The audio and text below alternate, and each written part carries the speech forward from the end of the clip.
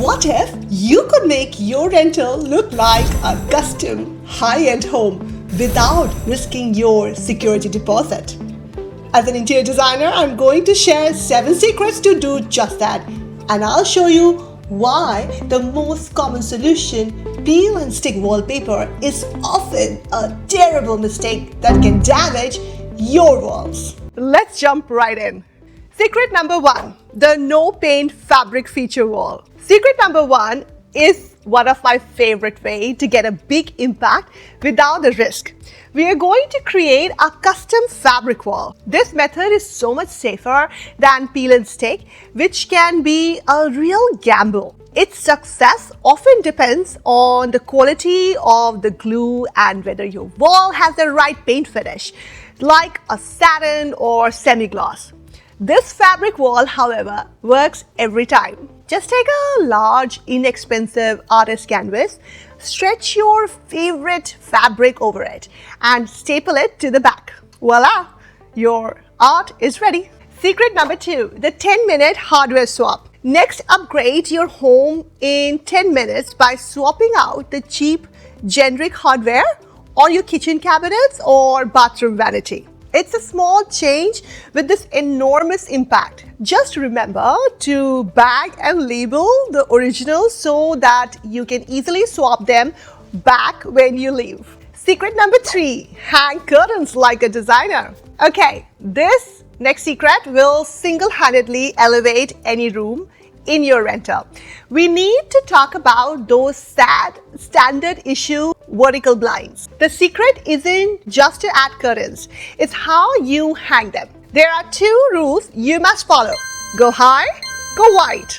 First, mount your curtain rod at least 4 to 6 inches above the window frame.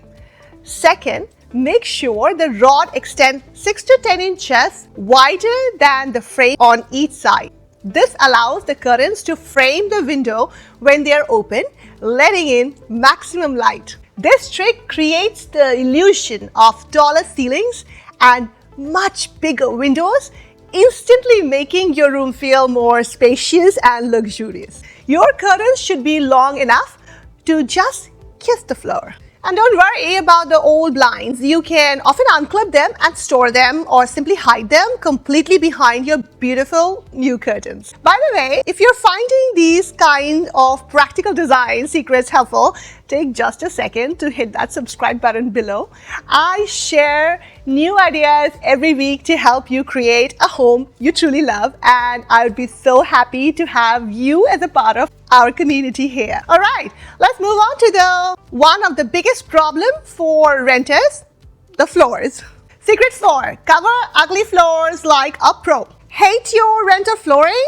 Don't live with it. Cover it. A large area rug is the most transformative item you can buy. The key is to go big enough so the front legs of your sofa and chairs can all sit on it. This anchors the room and makes it feel unified and intentional. Secret number 5, banish bad lighting. That generic ceiling light, it has to go. Yes, you can change your light fixtures, and you should. It instantly elevates the room. Just keep the old fixtures to reinstall before you move out. Secret number 6, the power of leaning.